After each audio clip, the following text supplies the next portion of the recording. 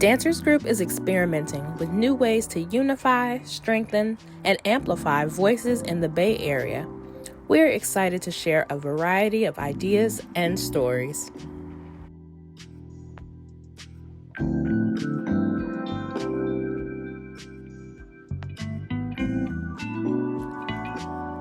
In today's recording of In Conversation, you will hear from Maurya Kerr and Alaja Badalich. Maurya Kerr is a Bay Area-based choreographer, poet, educator, performer, and the artistic director of Tinypistol. Much of her artistic work across disciplines is focused toward Black and Brown people reclaiming their birthright to wonderment. Her poetry has appeared or is forthcoming in the Hole in the Head Review, Blue River Review, River Heron Review, Inverted Syntax, Chestnut Review, and The Future of Black, a Black comics and Afrofuturism anthology coming in 2022. And she was recently nominated for a Pushcart Prize. Ooh, exciting. Alaja is a native to Eugene, Oregon. She's a recent graduate of the Alonzo King Lines Ballet Training Program. Since the COVID-19 crisis, she has found herself as a young choreographer, professional dancer, and dance educator in the Eugene community.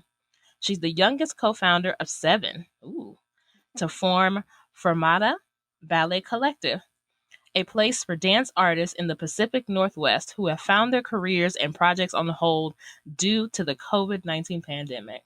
Hey, Alaja. Hey. Nice to talk to you. We talked a little bit the other day, but so yeah, I just, when Dancers Group approached me about this possibility of an intergenerational conversation about language and movement, you immediately came to mind. As you had emailed me earlier this year asking about Black poetry, an email which I never responded to. I still apologies for that. I got so overwhelmed by just the thought of Black poetry and how to even start that list, because there's so much, there's just so much to talk about and offer. But yeah, I know you just from the training program, as I taught you for 2 years, just as very astute and articulate and curious and brave and thoughtful. And it really seems like you've, since graduation, you've really come into your power this year from what I've seen on, social media and what you're posting. And so, yeah, you were my immediate sort of, actually my only thought when it came to this, who would be my partner in this conversation. So thank you for agreeing to join me in this experiment with Dancers Group. We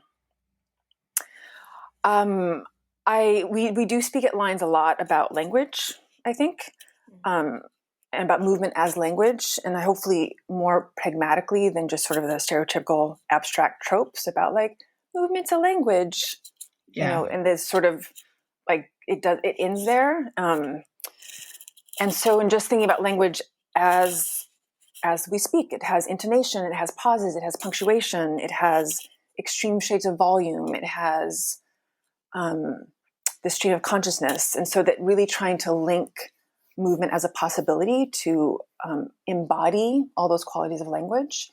And how did you find that when you were training at Lines? Was that a new concept or? I think for me, it was a new concept. I think what became apparent, besides language just being a product, became more of a process, a happening. Same with movement. It became something that I ended up traveling to Europe between the 2 years of the training program for dance itself in Holland, and not everyone spoke English. So I realized that it was universal, what they were teaching at Lines. And also not only was it that, but poetry was kind of the same thing in that way of its experience so much different culture and different backgrounds. And it always comes to circle back around as some sort of not white supremacist tradition. Yeah. And same with movement. I think it comes in all shapes or forms. I think it wasn't a new concept, but it was just reintroduced to me in a new format. I do think, I love the idea about it as a happening as opposed to, a thing that's happened. But also this idea that, I do think there is much greater access and representation for Blackness in language and in poetry than there is in dance, than traditionally has been in dance. So I do think that's can be a really good entrance point. I like the idea of that. So when I started looking through poems to share with you in preparation for our conversation today, I was somewhat shocked to find myself in this rut of picking poems only by Black poets that dealt very directly with the quote-unquote Black experience. And that somehow, because you and I are both Black women, that I needed to attend to that in a specific way, which is completely counter to everything that I do artistically and how I speak about Blackness and creation and how I move through the world. And in that I'm really defiantly against any sort of monolithic or stereotypical or didactic representation of Blackness. So it was a really odd moment for me to realize that I was doing that and had to sort of had to pause and re-enter myself. And I'm still not quite sure what that was about. But just sort of going back to your email that I didn't answer earlier this year about really wanting some information about Black poets and really understanding that desire, but also wonder if you could talk a little bit more about that, like how Blackness and language has been important or is important to you. I think I had a series of life events happen after the training program kind of distributed in March due to the COVID-19 pandemic. Losing my brother on my ancestor African-American side of the family was a connection that I was looking for already, or looking forward to having, and just losing it before that made me dive into what is also the time in the world, the biggest civil rights movement in history, of what is Blackness, how is it created, what is that for me, and also within my already art forms that I love, such as dance, because it's not being really represented to me besides at the Lines training program by you and other teachers. It just, I wanted to dig up and represent it in other things in my life that I love, like other art mediums, such as I feel like poetry is its own art medium almost that feeds into dance and why this conversation is being had. So I was mostly looking for that, some sort of representation that I could relate to and try and find words to what I was going through.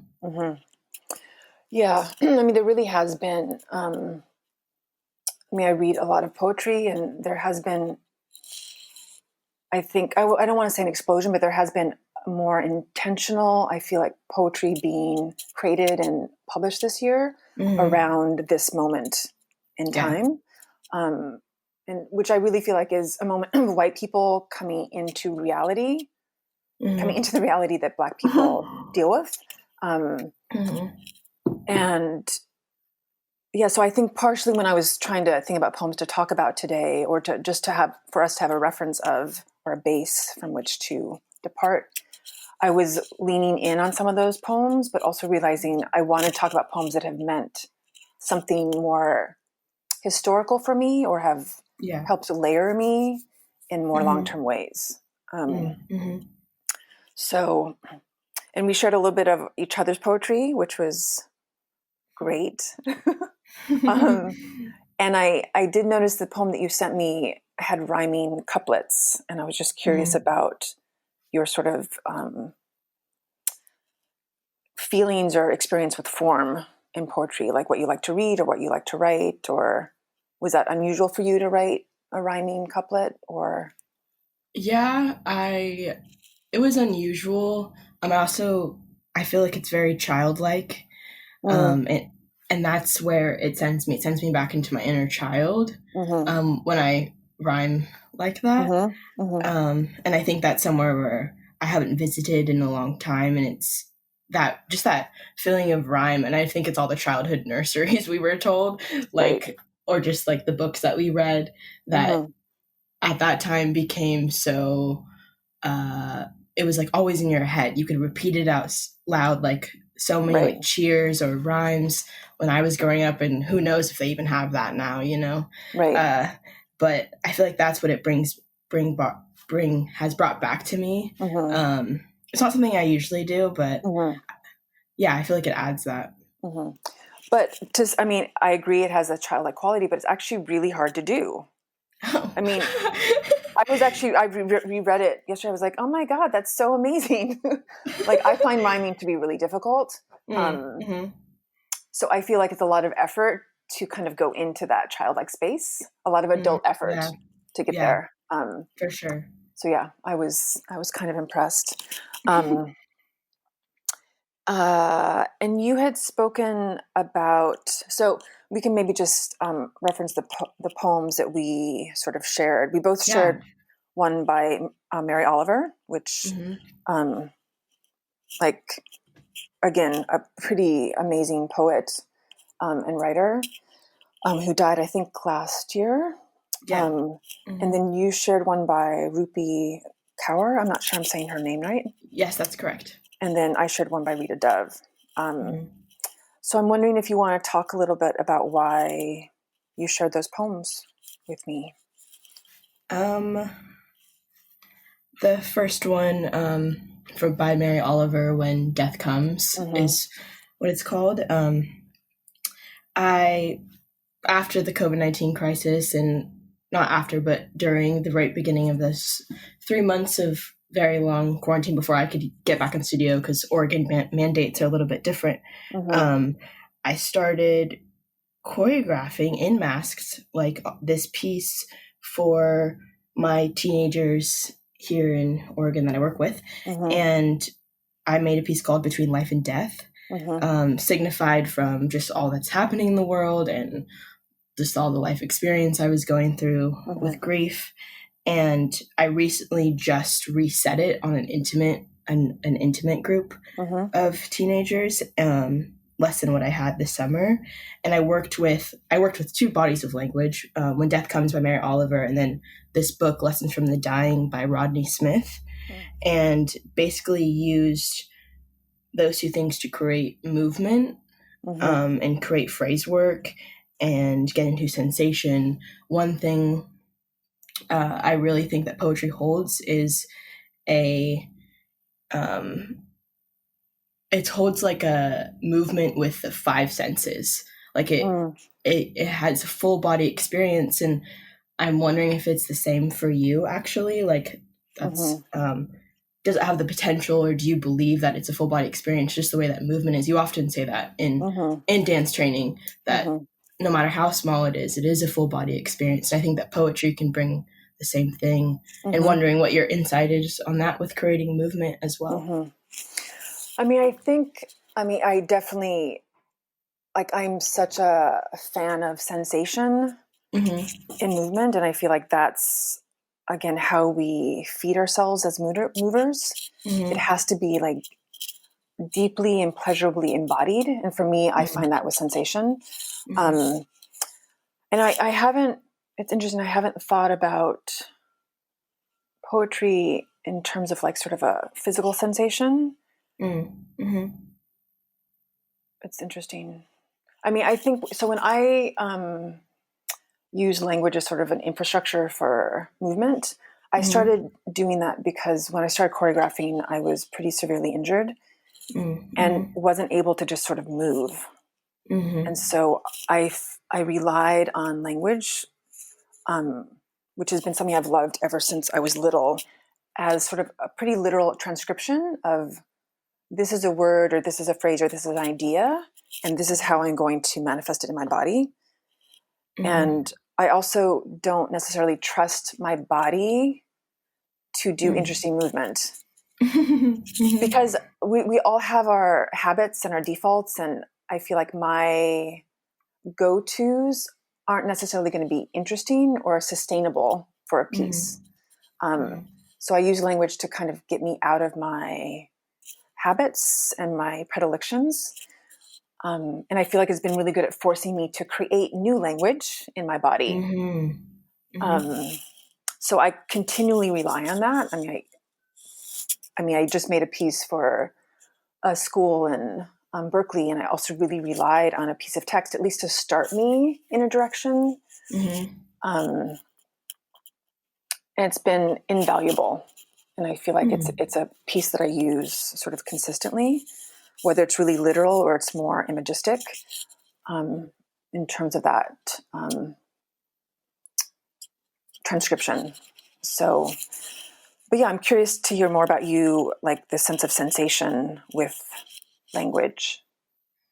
I think that poetry has this, what you represent is, for Black people to have a sense of wonder. And I think for me, I'm always someone who has a hard time connecting to my imagination. And I always thought like that was weird. Like something happened in my teenage years, and maybe that's just the society in itself of me evolving. But I became, and I still am like this, I'm more interested in sensation rather than imagination, just because I have a hard time imagining. But I feel like poetry brings this place where the language lets me imagine and have a sensation at the same time.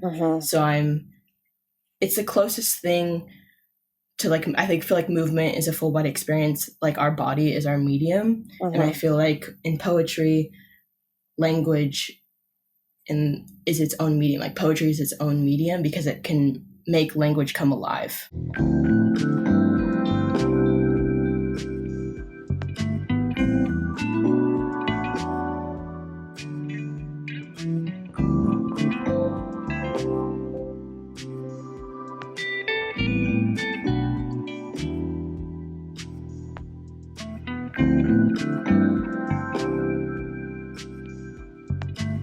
We're back with In Conversation with Maurya and Alaja. Thanks for listening.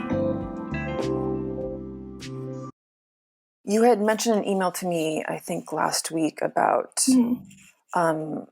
just imagination. Like you feel like you've had fear of it, or I forget the exact language that you used.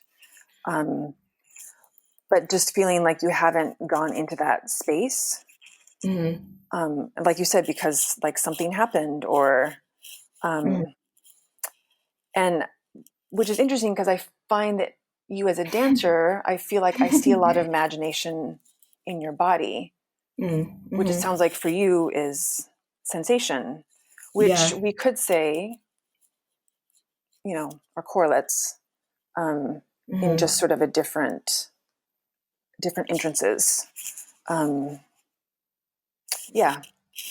So, but I feel like I feel you as an imaginative creature in the world.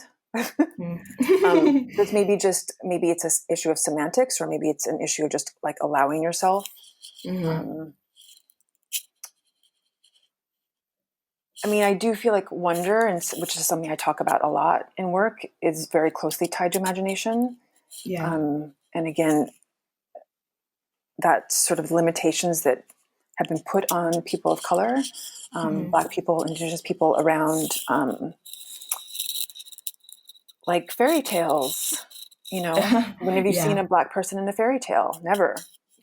And so there's that lack of representation in this world of wonderment that children are brought up in, which I feel like can really limit us in seeing ourselves as, rightful heirs to that kind of legacy. So I'm gonna be your imagination cheerleader now in the background. And just in terms of the poem, When Death Comes by Mary Oliver, I'm just going to read my favorite lines from it. Just that, when it's over, I want to say all my life, I was a bride married to amazement. I was the bridegroom taking the world into my arms.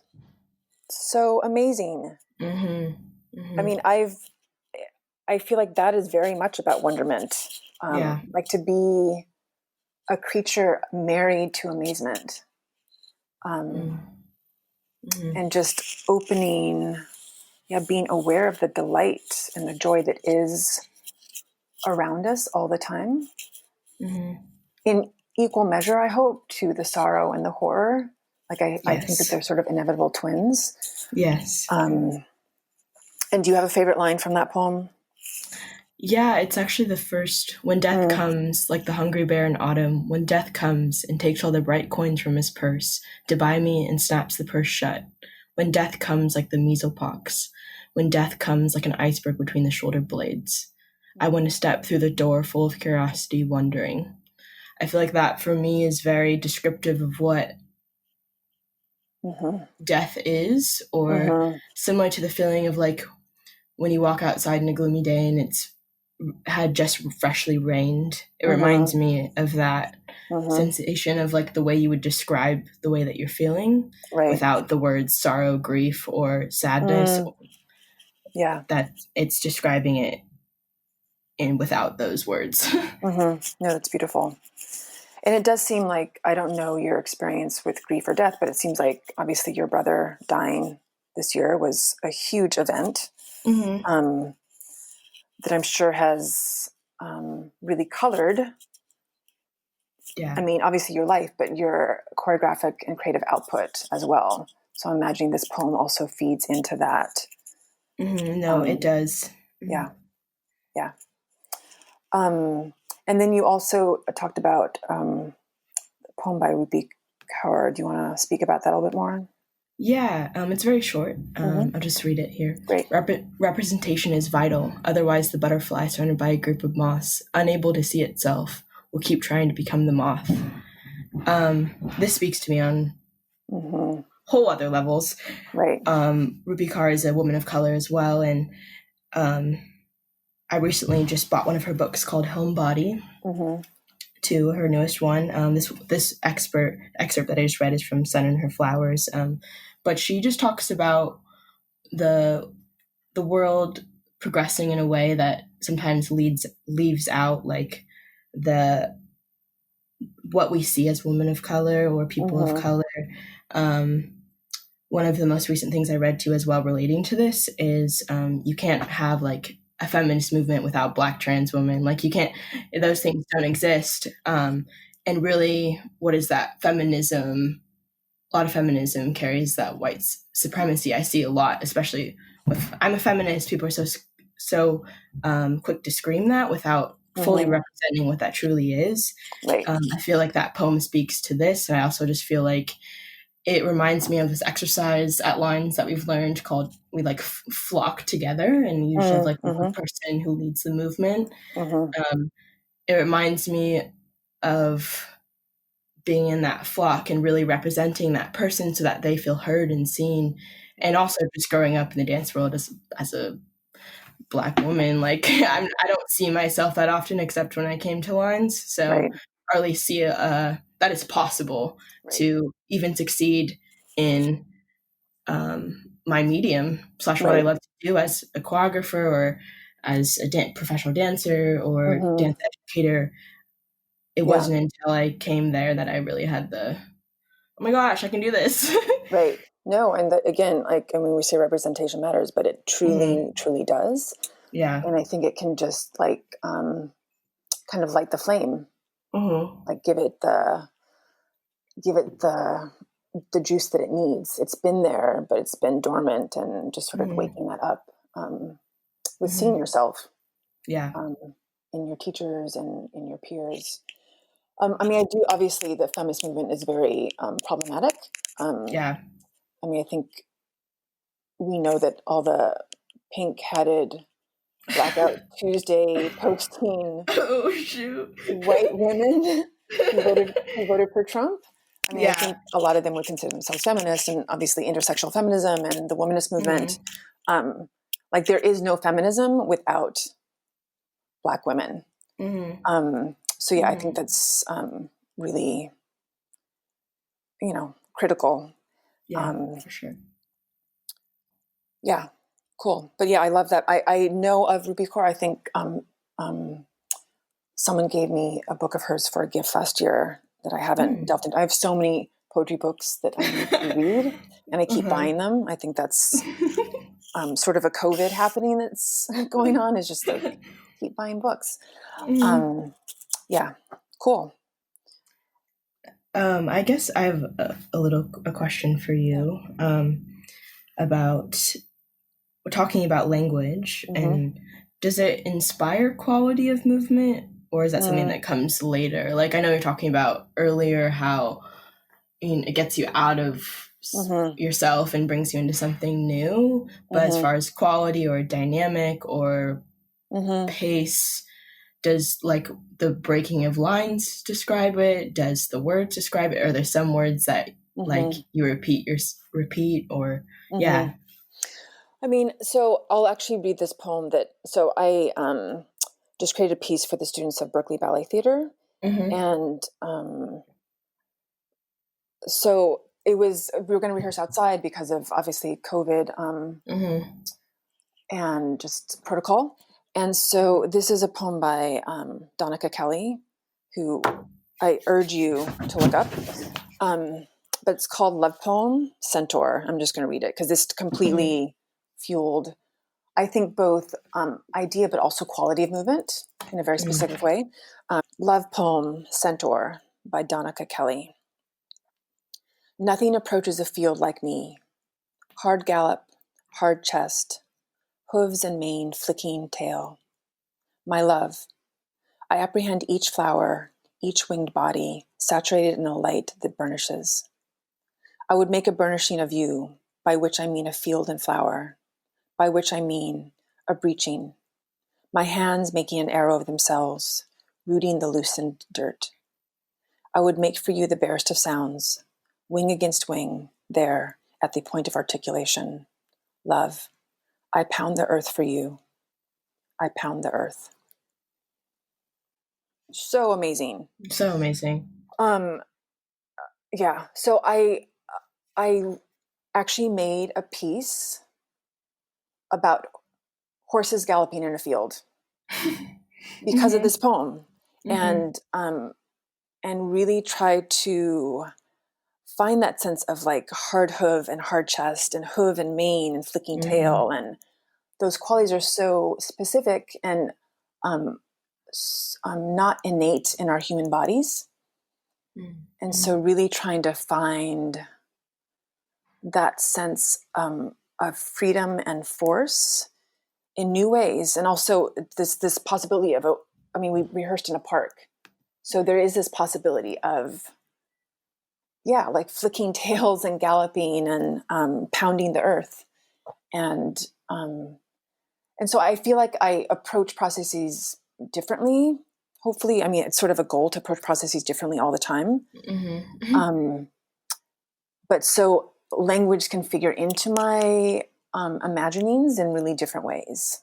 And for this, because of, I think, just the time that we're in, and because of COVID, and because of that lack of physical closeness, like even in the field, we were, socially distanced, trying to create something that has a little bit more,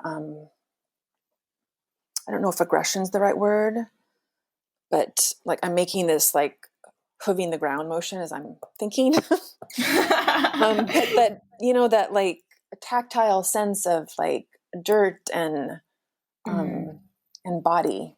Yeah. So this is Donica Kelly's a Black woman.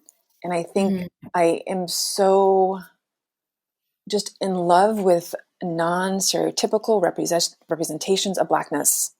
Yeah. That to be a Black poet or a Black choreographer or a Black dancer doesn't mean writing about protest or writing about struggle. Yes. And again, I've talked about this sense of we need to galvanize ourselves. And ourselves, I'm really talking about white people. But we need to galvanize around Black life and not Black death. So that this poem for me is so full of life. It's so saturated with, just that experience of, just being alive in the same way that the Mary Oliver, that what you read about, talks about, and what I read about being a bride married to amazement. I feel like it has that connective tissue of just that, like, oh my God, like, you know what I mean? I am a human living in the world, and Blackness is part of my humanity and part of how I live in the world, but it is not the crowning, defining identity marker that I hold. So, but there's so many. I mean, I think Ross Gay is also a really amazing Black poet who speaks to a larger human experience, and mainly about joy, that I feel like is so valuable. In fact, in that joy is an act of resistance. And I think that's super important to remember amidst how much society is focused on. I've talked about this before. The spectacularization of Blackness and Black death and Black sorrow and Black oppression, and which is incredibly real and endemic and part of this nation's birth story. But I also feel like I need those different stories that speak to the other parts of me and my Blackness.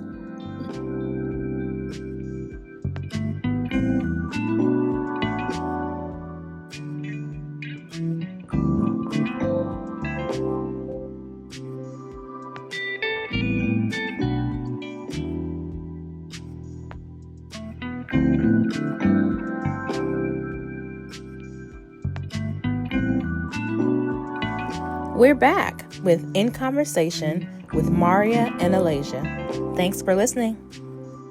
And also, I mean, I don't know how, we haven't talked about this much, but I am also curious, because both of us are rather light-skinned Black people, and how that has figured into your sort of reckoning around this time, or just into your identification as a Black woman.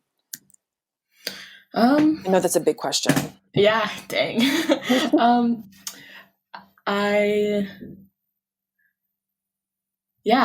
I personally have experienced a majority of things I thought I never would experience during the civil rights. I've been yelled at on the street. I've been just harassed, for no reason. And maybe that I'm Black, but I'm also a queer woman, and it just becomes so much to unload. And even it's a shame that we have my own friends / people I've not been friends with anymore because they are darker than me and they don't think that I'm experiencing the same oppression, but that's what's happening. And it is what it is, but I also would rather fight on the same side than try and get into that much. But knowing that I've experienced the same harassment, maybe not the direct same, but I've experienced levels of harassment just for walking on the street. It's ridiculous. Right. But yeah, what about you? I could ask you the same question. Yeah, I mean, it's such a big question. I feel like this year has really, I feel like I've been trying to reckon with this. I mean, I definitely have proximity to whiteness, and I have proximity to white privilege, and really owning that. I feel like I've had probably less experience than you of being harassed on the street for my Blackness. I had much more incidents of that as a child. And I've had a lot of incidences in the last couple of years, and particularly this year, of being, I would say, harassed by darker Black people, questioning my Blackness. And it's gotten to the point now, it has made me cry, has made me question, and I definitely, I want to own my privilege, but I'm also just over it. And I feel like it actually has taken this year of being questioned so many times, and I'm like, you know what? My Blackness is not up for conversation. It's not a conversation piece, and I'm not going to defend it. And that feels really amazing to get to that point of not having to justify my Blackness. But it's definitely been, a personal journey, which I feel like a lot of mixed race people have to come through. But yeah, it's definitely, it's a very rich and complicated and painful question for a lot of people. I feel like I'm going to totally misquote, and and I'm not even going to remember her name, but it's Caroline. She wrote a article in New York Times opinion section about just her Blackness. She's also a light-skinned Black woman, and just about the reality that her skin color is the product of rape. And just, yeah, and how potent that was to read that and recognize myself in that. It's a op-ed by Caroline Randall Williams, and it's entitled, "You Want a Confederate Monument? My Body is a Confederate Monument." And it starts with saying, "I have rape-colored skin. My light brown Blackness is a living testament to the rules, the practices, the causes of the Old South. If there are those who want to remember the legacy of the Confederacy, if they want monuments, well, then my body is a monument, my skin is a monument." And it helped me feel really empowered in my own experience of Blackness. And I wrote a poem that was published this year about my great grandmother on my paternal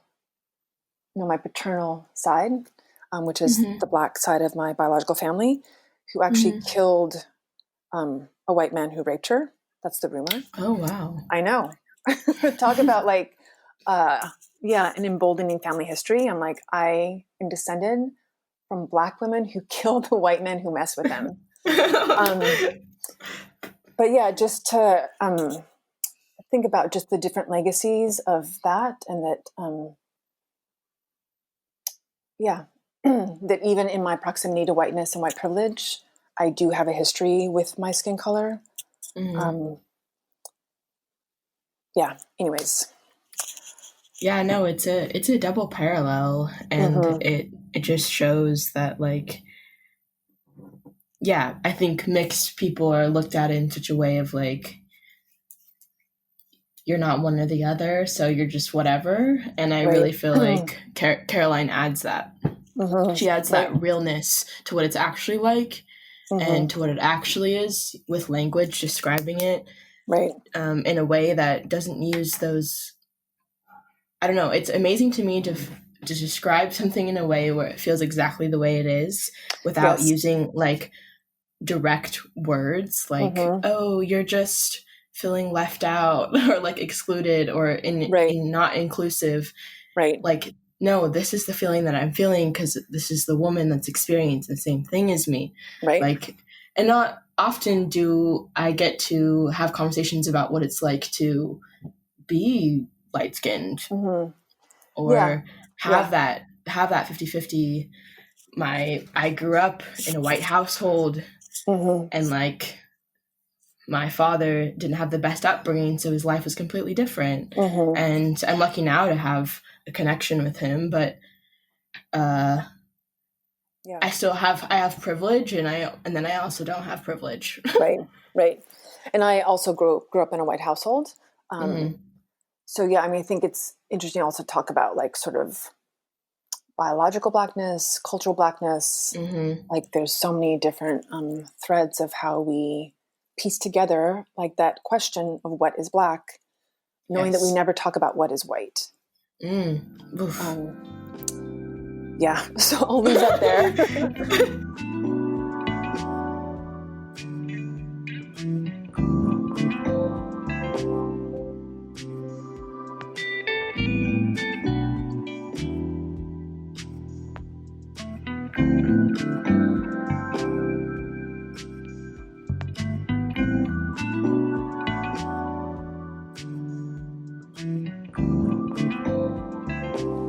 We're back with In Conversation with Maurya and Alaja. Thanks for listening.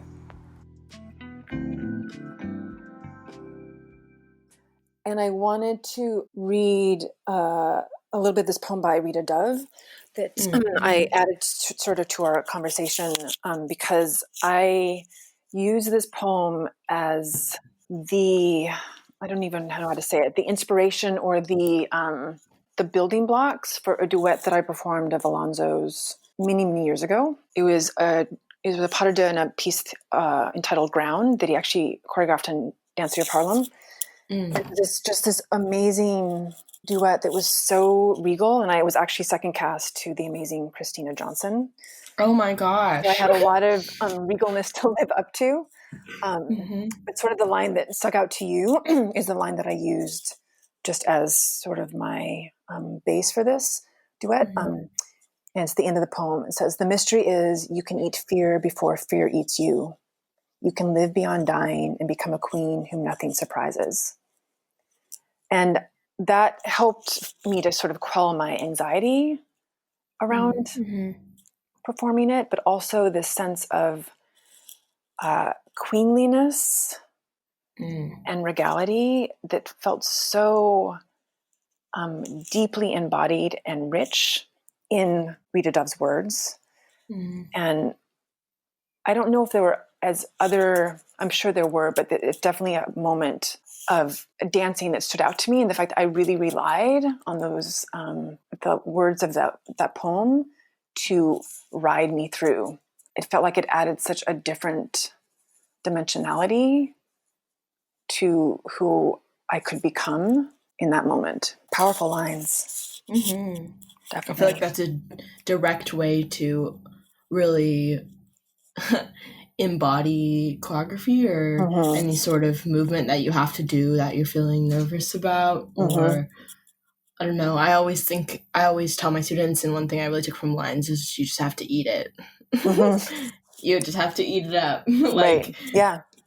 And that's sometimes a really hard task to be asked to do, to just enjoy and lather and rinse in the moment, the present. Right. That's one thing I feel like dancers and movement artists share, is they kind of stop time for a second, as well as poetry. They stop time in a way that's you're living in the present. You're experiencing the sensation of what's going on currently, and the imagery slash descriptive language that you're reading captures the now rather than what's going to happen next or what just happened. You can only live right now.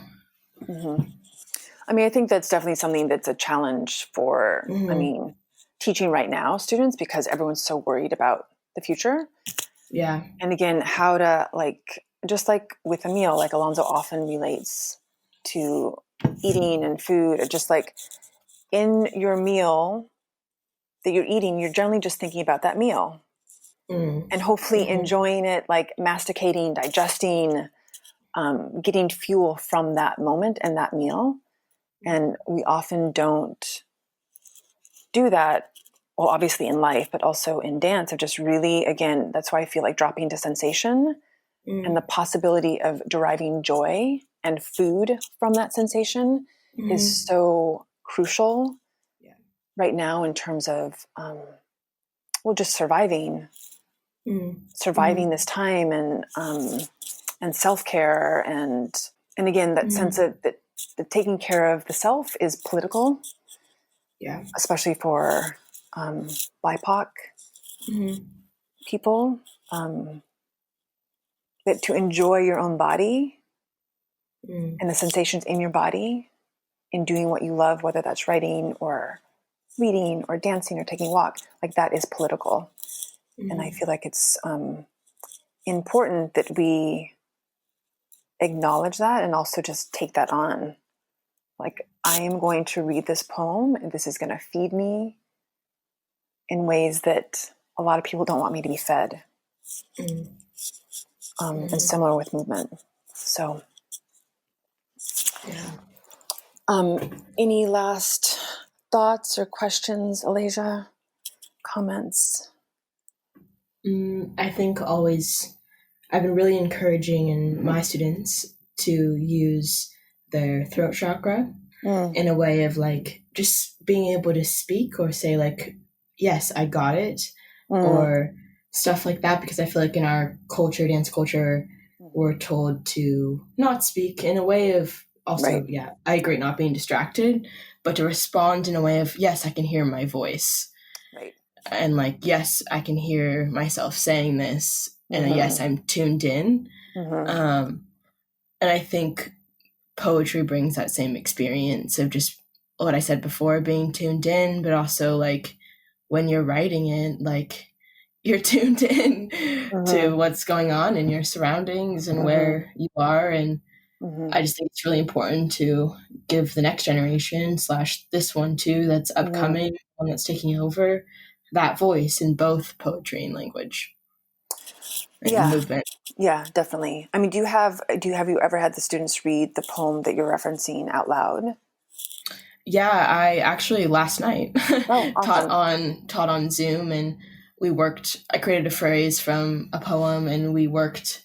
They created their own phrase from the poem. We ended up putting them together, and this week we'll create a whole phrase together from that one poem. So really stemming again back to language and how it adds. There's this part that goes snap, crackle, pop, and we do this whole sensation of that whole in the full body experience movement of what those words would feel like, and even saying them while we're doing it. Yeah. Right.